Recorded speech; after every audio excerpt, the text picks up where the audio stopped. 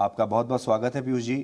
पीयूष जी खास तौर पर दुबई आए हैं क्योंकि जैसा आप जानते हैं दुबई एक्सपो शुरू हो चुका है और दुबई एक्सपो में भारत का भी एक बहुत विशाल आपको पेविलियन नजर आएगा, बहुत खूबसूरत पेविलियन नजर आएगा और दुनिया का हर बड़ा देश यहां पर है जो अपनी ताकत दुनिया के सामने शोकेस कर रहा है और भारत भी अपनी ताकत को दुनिया के सामने शोकेस करेगा। तो पीयूष जी, हम पूरी दुनिया के सामने आज अपना कौन सा यूएसपी, कौन सी छवि यहां इतने बड़े मंच पर पेश करने जा रहे हैं? सबसे पहले तो बहुत बहुत धन्यवाद, आप दुबई आए और एक प्रकार से भारत की उभरती हुई अर्थव्यवस्था, भारत की जो आज अंतर्राष्ट्रीय स्तर पर ताकत बढ़ते जा रही है, उसका एक प्रतीक आपके माध्यम से सभी देशवासी देख पाएंगे। दुबई के जो शासक हैं, उन्होंने प्रधानमंत्री नरेंद्र मोदी जी के साथ जो मित्रता, जो संबंध बढ़ाया है गत 7-8 वर्षों में, उसको मद्देनजर रखते एक बहुत स्ट्रेटेजिक लोकेशन, बहुत बढ़िया लोकेशन, बड़ा प्लॉट विशेषकर उन्होंने भारत को दिया है और भारत ने भी कोई कमी नहीं छोड़ी। पूरी तरीके से भारत के उद्योग जुड़े, साथ में सभी मंत्रालय, सभी प्रदेश भारत के जुड़े हैं और 6 महीने तक ये दुबई एक्सपो एक भारत की विशाल ताकत, टेक्नोलॉजी के क्षेत्र में, हेल्थ केयर के क्षेत्र में, स्वास्थ्य हो, शिक्षा हो, जो उभरते हुए आज के वर्ग में लोग देखना चाहते हैं, वो आज भारत संपन्न है देने के लिए। भारत में आज ताकत है विश्व की ज़रूरतें पूरे करने में। उसको इस पेविलियन के माध्यम से हम दुबई एक्सपो के शायद लाखों लोग जो आएंगे देखने के लिए, उनको हम दिखा पाएंगे। और एक विशेष बात यह है कि दुबई ने भारत को 6 महीने के बाद भी हमारी एक्सपो में बनाए गए पेविलियन को रखने के लिए परवानगी नहीं दे दी है। तो 6 महीने के बाद दुबई एक्सपो तो खत्म हो जाएगा, पर भारत और कुछ उनके मित्र देशों के पेविलियंस रहेंगे और एक प्रकार से भारत को एक स्थान दुबई में मिलेगा जो भारत को परमानेंटली यहाँ पे एस्टैब्लिश करेगा और विश्व के जो भी लोग आएंगे हम उनको दिखा पाएंगे भारत की ताकत दुबई के माध्यम से। आप कॉमर्स एंड इंडस्ट्री मिनिस्टर हैं और ये दुनिया का इतना बड़ा मंच है और भारत ज़रूर ये कोशिश करेगा कि वो ये दिखाए कि वो दुनिया का अगला ग्रोथ इंजन बन सकता है। तो क्या आपने सोचा है कि ख़ास तौर पर इस मंच से आप भारत की कौन सी तस्वीर दुनिया को दिखाएंगे कि लोग ये माने कि वाकई में हम अब ग्रोथ इंजन बनने के लिए तैयार हैं? आज जिस प्रकार से भारत ने अपने छवि बदली है, आप देखिए तो टेक्नोलॉजी की दुनिया, आप देखें तो स्पेस की दुनिया, एटॉमिक एनर्जी की दुनिया, रिन्यूएबल एनर्जी, नवीकरणीय ऊर्जा में हम एकदम आगे चले जा रहे हैं, बढ़ते जा रहे हैं। पर्यावरण के विषय में भारत के नेतृत्व को पूरा विश्व आज स्वीकार करता है। अलग अलग प्रकार से भारत की उभरती हुई शक्ति आज विश्व पटल पर लोगों ने समझी है, उसकी आज दाद दी जा रही है।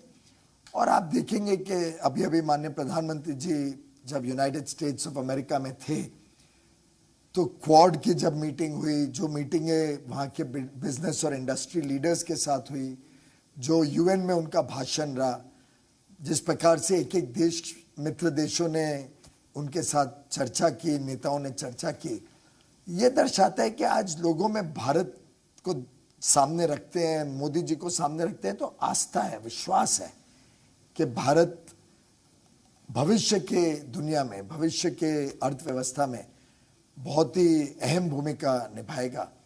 और मेरा मानना है कि आवर टाइम हैज कम।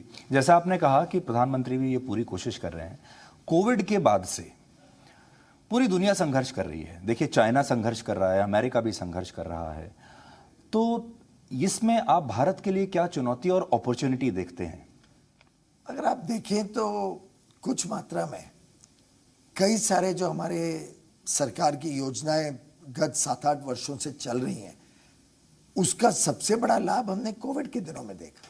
आप देखिए डिजिटल जो फैलाव किया, जिस प्रकार से स्वास्थ्य सेवाओं के ऊपर विशेष ध्यान रखा गया, जिस प्रकार से गत 7 वर्षों में सबको बैंक खाते से जोड़ा, अनाज का भंडार पर्याप्त मात्रा में खड़ा किया, जिस प्रकार से बिजली हर घर तक पहुंची, कुकिंग गैस गई, स्वच्छ भारत के माध्यम से शौचालय घर घर तक पहुंचे।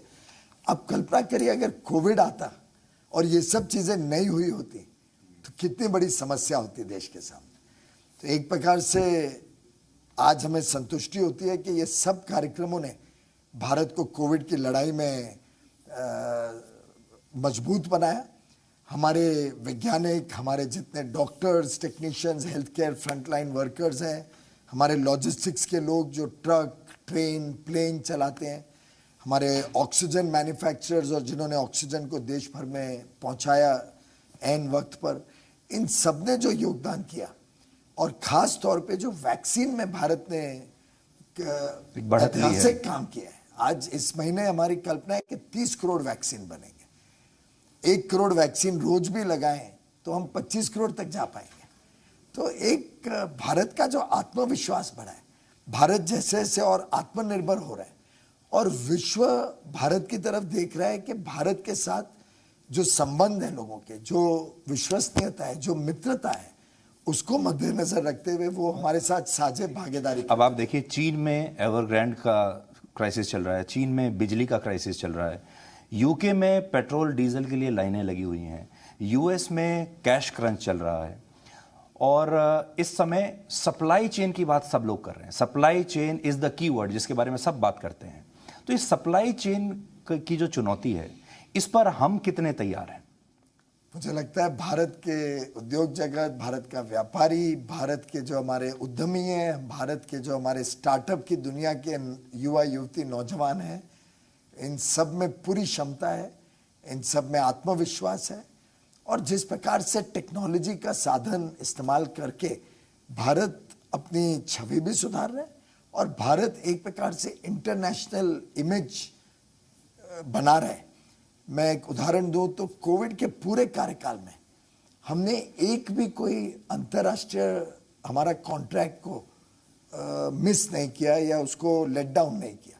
जितने हमारे सर्विस एग्रीमेंट्स थे, जितने हमारी एक्सपोर्ट की कमिटमेंट्स थी, जितने बैक ऑफिसेस भारत में चलते थे, उनकी जो जो जिम्मेदारियां थी वो 100% जिम्मेदारी मीट की गई है। उस 100% जिम्मेदारी को हमने निभाया है, जिसके कारण आज विश्व में एक छवि बनी है कि भाई भारत को काम दो तो चिंता नहीं है, कितनी भी कठोर तकलीफों परिस्थितियां हो, भारत जिम्मेदारी को समझता है और जिम्मेदारी को निभाता है। चाहे वो राजनीतिक हो, प्रधानमंत्री जी की जो आज विश्व में एक प्रकार से विश्व नेता के रूप में छवि बनी है, चाहे हमारे उद्यमी और उद्योग जगत के लोग हों या चाहे हमारी जनता हो। तो आज जब आप यहाँ आए हैं तो एक्चुअली दुनिया से ये भी कहने के लिए आए हैं कि भारत को और ज़्यादा काम चाहिए और ज़्यादा हमें एक्सपोर्ट करने का मौका मिले, लेकिन एक्सपोर्ट में $400 बिलियन का हमने इतना बड़ा लक्ष्य रखा है जो कि अभी ऐसा लगता है बहुत मुश्किल है। 5 ट्रिलियन इकोनॉमी ऐसा लगता है कि सिर्फ एक नंबर है और बड़ा फैंसी नंबर है, बट हम पूरा कर पाएंगे उसको? जब माननीय प्रधानमंत्री जी ने कहा हर घर तक बिजली पहुंचेगी, तब भी यही टिप्पणी हुई थी। हर घर को शौचालय मिलेगा, लोग हंसते थे। हर व्यक्ति को अपना घर मिलेगा, किसने विश्वास किया था कि 3 करोड़ घर इतने कम समय में गरीबों को मिल जाएंगे? कब किसने सोचा था कि आयुष्मान भारत जैसी योजना 50 करोड़ गरीब निम्न मध्यम वर्गीय लोगों तक पहुंचेगी और लोगों की सेवा करेगी? विश्व का सबसे बड़ा स्वास्थ्य सेवा का कार्यक्रम कोविड के पहले लॉन्च किया गया। किसने सोचा था कि किसानों को देश भर में एक साथ हर 4 महीने में पैसे उनके बैंक के खाते में सीधे पहुंच पाएंगे? कभी दुनिया में कल्पना नहीं थी कि 4 महीने के भीतर हर परिवार को एक बैंक अकाउंट खुल सकता है। सस्टेनेबल डेवलपमेंट गोल में कहा था कि 2030 तक हर व्यक्ति का एक बैंक अकाउंट होना चाहिए। भारत ने 2014 में शुरू किया और 100 दिन के भीतर हर घर तक पहुंच गए।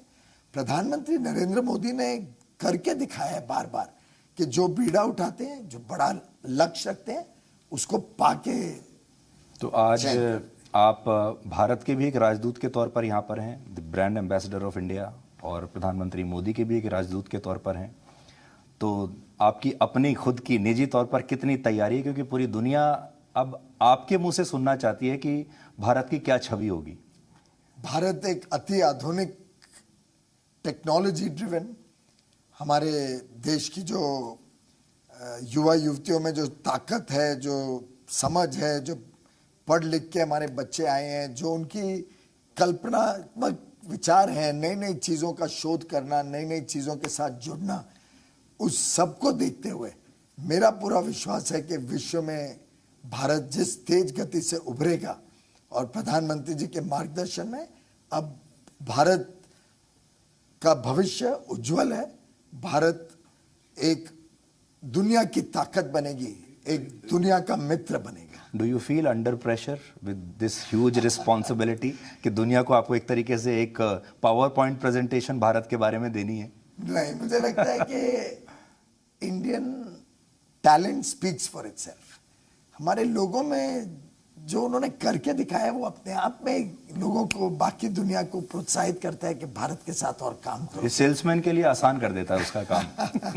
And you are the salesman today. नहीं, आप लोग सब हैं, आप लोग के माध्यम से देश का भी हौसला बढ़ता है, आत्मविश्वास बढ़ता है। और वास्तव में जिस गहराई में माननीय प्रधानमंत्री जी एक एक विषय को देखते हैं, इस दुबई पेविलियन में जितना उनका मार्गदर्शन मिला, जितना उन्होंने स्वयं एक एक चीज़ों को बारीकी से देखा, समझा और उसको लागू करने में, सफल बनाने में रुचि ली, अपने आप में हम सबको प्रोत्साहित करती है। मुझे विश्वास है जो सब दुनिया भर से लोग आएंगे, 190 से ज़्यादा देश यहाँ पार्टिसिपेट कर रहे हैं और मेरे पास ऑलरेडी 4-5 मंत्रियों के मैसेज आ गए हैं कि आप हो तो हम भी आना चाहते हैं भारत के पेविलियन को देखने के लिए। अच्छा, और इसी तरह आप भी दूसरों के पेविलियन देखने के लिए जाएंगे? मेरी इच्छा है कि मैं भी देखूं हमारी कंपटीशन किसके साथ है, तो हम खरे उतरेंगे। हाल में ही कल हमने ऑस्ट्रेलिया के साथ भी FTA नेगोशिएशन तेज गति से टाइमलाइंस के साथ शुरू कर दिया है और जल्द इसका भारत के उद्योग और सर्विस सेक्टर को लाभ मिलेगा। पिछले हफ्ते 22 तारीख को UAE के साथ FTA का चर्चाएं फास्ट ट्रैक कर दी गई हैं, लॉन्च कर दिया गया है। उसकी भी मेरी चर्चा होगी इस विजिट के दौरान। कल high level task force on investments है। UAE के सरकार $75 बिलियन भारत में लगाना चाहती है, यानी 5 लाख करोड़ रुपया वो भारत में निवेश करना चाहते हैं। सामने से बोलते हैं भाई हमें बताओ, मौके दो कि हम यहाँ पे भारत में पैसा लगा। तो भारत में जो ताकत है वो और कोई देश में नहीं है। पीयूष जी, बहुत बहुत शुक्रिया हमसे बात करने के लिए और बहुत बहुत शुभकामनाएं। You will have a very very hectic schedule, I know that, and lots of meetings, but हमें यकीन है कि हमारा जो सेल्समैन भारत ने चुना है उसके हमारी जो सेल्स पिच है वो दुनिया में सबसे अच्छी होने वाली है, बेस्ट सेल्स पिच होगी। Thank you, thank you so much, thank you.